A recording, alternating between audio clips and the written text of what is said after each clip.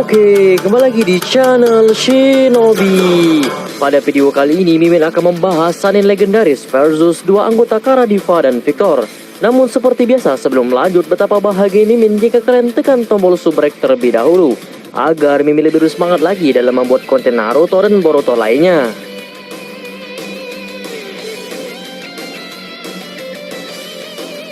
Boruto episode 174 merupakan episode yang banyak mengandung misteri dan juga membuat para pecinta anime Boruto terkejut.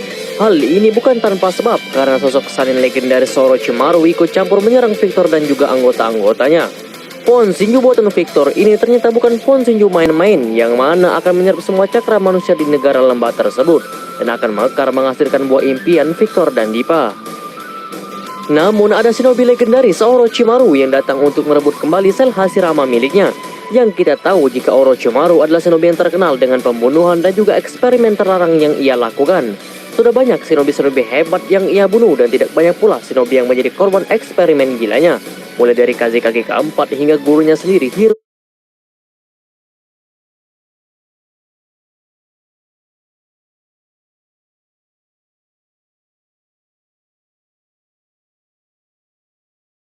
Lin, aku depan apartemen kamu nih, keluar ya.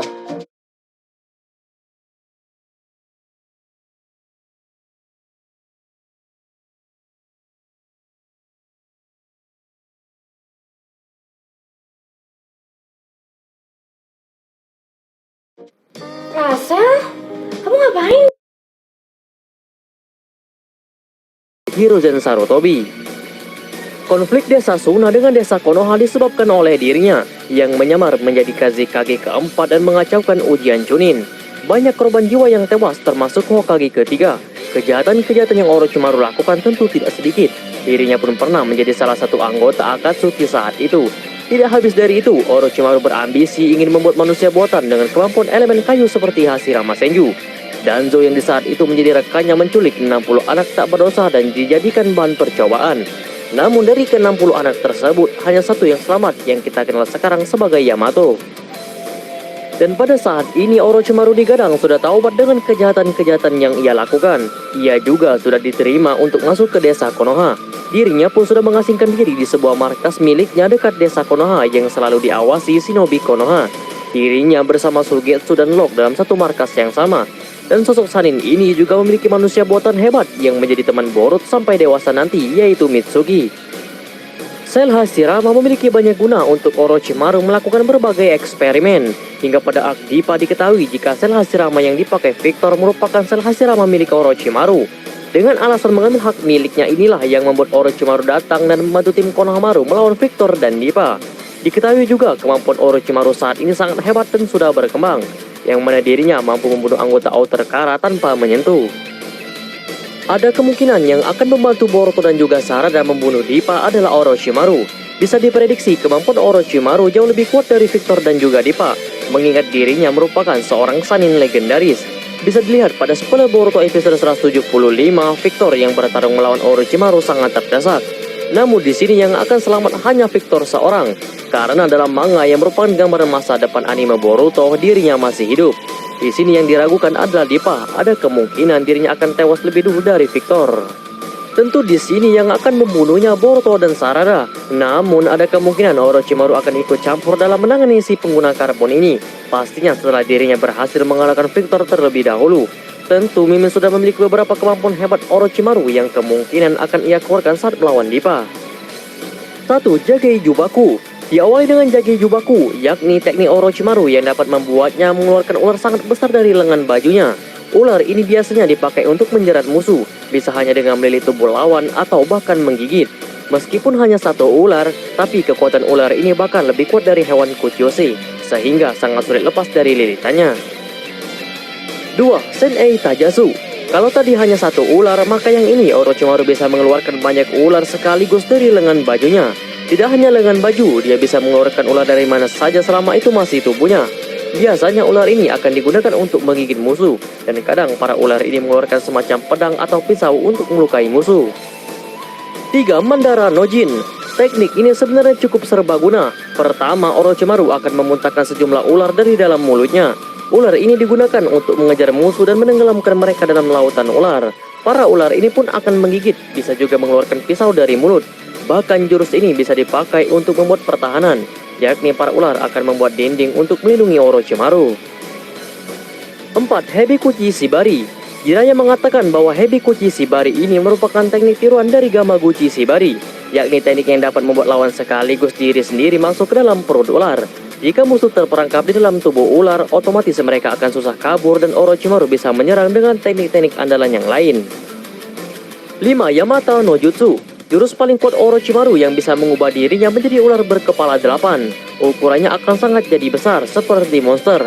Selain itu, wujud ini akan membuat Orochimaru bisa menembakkan energi yang kekuatannya hampir menyamai Bijudama. Tubuh asli Orochimaru pun bisa keluar dari salah satu kepala ular tersebut, lalu membuatnya bisa menyerang secara mendadak memakai Kusanagi. Mungkin jutsu ini tidak akan digunakan untuk melawan Dippa dan juga Victor, mengingat jutsu ini akan dikeluarkan Orochimaru dalam keadaan terdesak saja. Selain jutsu ular yang dapat Orochimaru keluarkan, dirinya juga memiliki jutsu-jutsu berbahaya lainnya yang dapat ia gunakan untuk membunuh kedua anggota Kara tersebut. 1. Body Shading. Jutsu Orochimaru yang digunakan saat dirinya mengalami serangan hebat yang mengharuskan dirinya berpindah ke tubuh baru. 2. Doton Kage Bunshin. Jutsu ini merupakan jutsu bayangan yang terbuat dari lumpur. Pada saat bagian si Bunshin terkena serangan, maka akan beregenerasi kembali. 3. Futon Daitopa. Orochimaru adalah shinobi yang menguasai 5 elemen, namun dirinya lebih dominan menggunakan elemen tanah dan juga angin. Jutsu ini Orochimaru akan mengeluarkan badai angin dahsyat dari mulutnya yang bisa membuat musuh terpental jauh.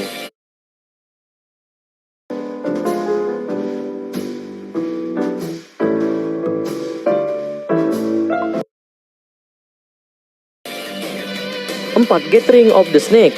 Jutsu ini biasa Orochimaru gunakan saat tubuhnya terpotong menjadi 2. Dirinya akan menyambungkan tubuhnya yang terpotong kembali menggunakan teknik ini. 5. Genjutsu Shibari. Selain klan Uchiha yang terkenal dengan teknik genjutsu, Orochimaru juga bisa menggunakan genjutsu saat menghadapi musuh. Namun sepertinya untuk menghadapi Victor tidak akan berpengaruh padanya, karena Victor bisa dikatakan cukup ahli dalam jutsu ini. 6. Gogyu Fuin. Sebuah jutsu yang menciptakan sebuah segel kuat yang dapat mengunci aliran cakra. Jutsu inilah yang digunakan Orochimaru untuk mengebuk cakra Kyuubi yang ada dalam tubuh Naruto. 7. Hirubanso Boka no Jutsu.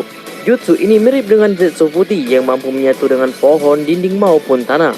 Orochimaru juga bisa menggunakan jutsu ini dengan baik. 8. Shuriken Kage Bunshin. Bisa dikatakan Orochimaru adalah shinobi yang serba bisa. Dirinya juga mahir dalam menggunakan senjata-senjata ninja. 9. Kusanagi no Tsurugi. Kusanagi adalah pedang legendaris yang memiliki kekuatan dahsyat.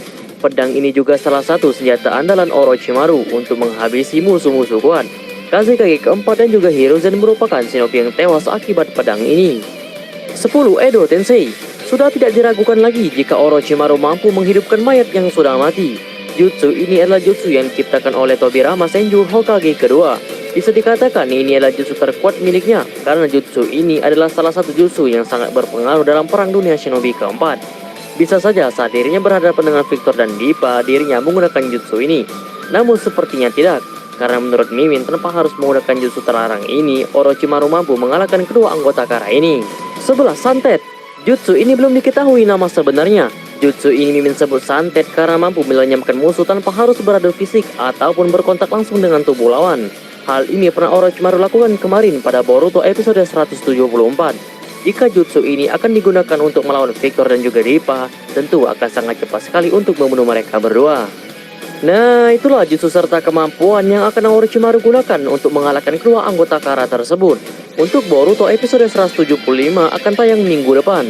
Tentu episode ini akan sangat seru dan kita akan diperlihatkan pertarungan Orochimaru sang Sannin legendaris. Perlu diingat ya, ini hanya teori yang spekulasi Mimin saja. Mimin bukan bermaksud mengarang ataupun mengada-ngada alur cerita, tapi Mimin memberikan gambaran kepada kalian jika hal tersebut terjadi nantinya. Bagaimana pendapat kalian tentang hal ini? Jika masih ada yang kurang atau ada masukan untuk pembahasan selanjutnya,